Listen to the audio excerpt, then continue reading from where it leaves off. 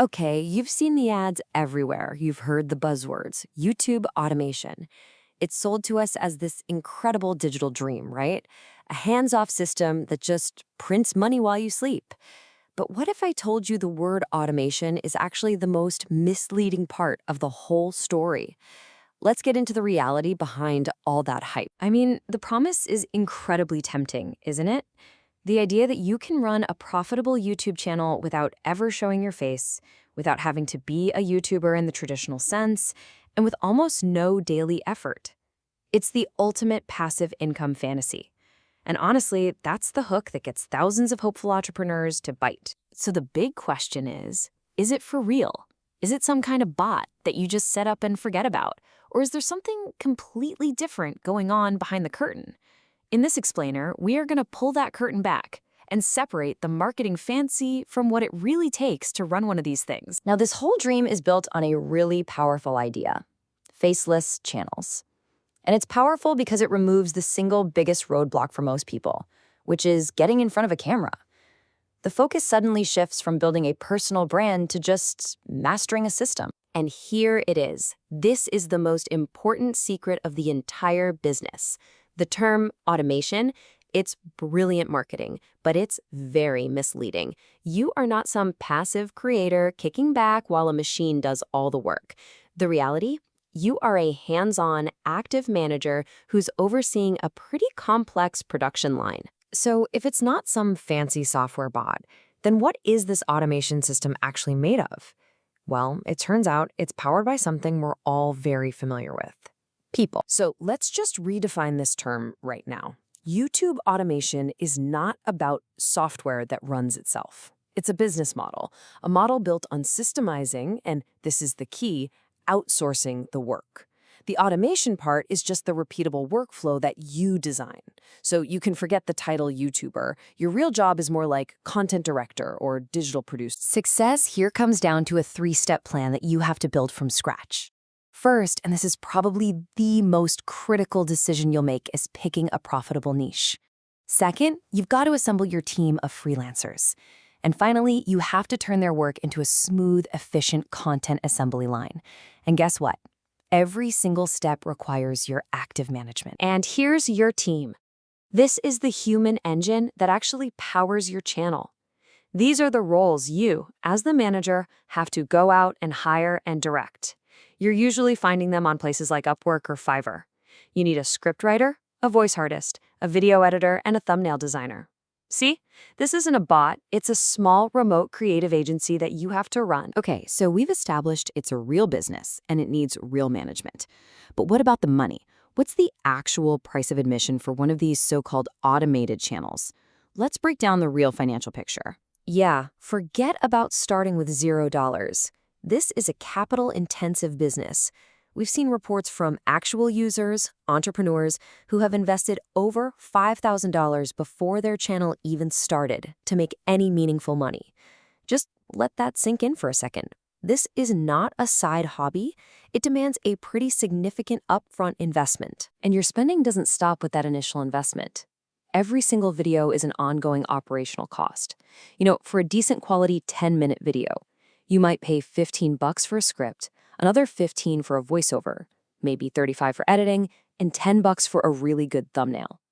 That adds up to $75 per video. And to have any chance of succeeding, you have to publish consistently. This timeline right here, this just shatters that get-rich-quick myth. Even if you do everything right, you invest smartly, you manage your team well, you should still expect to be working consistently for 6 to 12 months before your channel even has a chance of turning a profit. This is a marathon, not a sprint. This chart here shows that journey really clearly. Look at the first quarter. You're already over $2,000 in the hole, with absolutely zero revenue coming in. By the end of the second quarter, you're even deeper in the red. Revenue only starts to trickle in later on, and for months, you're just fighting to climb out of a pretty significant financial hole. This is the cash burn you absolutely have to be prepared to survive. So how do you actually get profitable and stay there? Well, the key is that successful channels almost never survive on YouTube ads alone. They build a diversified revenue architecture. They're pulling in money from affiliate marketing, from brand sponsorships, from selling their own digital products, even from channel memberships. This is what turns a channel from a money pit into a sustainable business. All right, so you've built your team, you've got your funding, but now you're facing what is probably the single biggest threat to your entire operation: YouTube's own rulebook. This is the part where so many channels that look successful on the outside just suddenly die. YouTube is cracking down, and they are cracking down hard on what it considers low-effort content. If your channel is just, grabbing clips from other sources and stitching them together without adding any real value, you will likely get demonetized for violating the reused content policy. To survive, your content has to be transformative. You have to add commentary or analysis or some new perspective that makes it uniquely yours. And now, with the explosion of AI, the rules are getting even tighter. You are now required by YouTube to disclose if you're using AI for realistic-looking video or audio. But let's be super clear. YouTube has not banned AI. What they have banned is what AI makes really easy: low-effort, spammy, templated content. So AI is an amazing tool, but it is not a loophole to get around quality. And all of this leads to a pretty profound new challenge. What YouTube's policies have done is basically create an authenticity Turing test. The goal isn't just to automate the creation of a video anymore. The real game now is to automate the creation of content that feels authentic, that feels valuable, and that feels like a human made it. That is the new bar for success. So given all of this, the cost, the management, the policy risks, what's the right mindset you need to actually succeed in this game today and looking into the future? You can really approach this in one of two ways. Most people fall into the first category, the gambler. They put all their money and time into one channel, just praying it goes viral. And honestly, that's why most of them fail. The successful operator thinks more like a digital asset manager, or maybe even a venture capitalist. They build a portfolio of channels, knowing that some will probably fail, but that one or two big winners will pay for all the losers and then some. So if you're serious about this, here are the strategic commandments. 1, you have to adopt that digital asset manager mindset.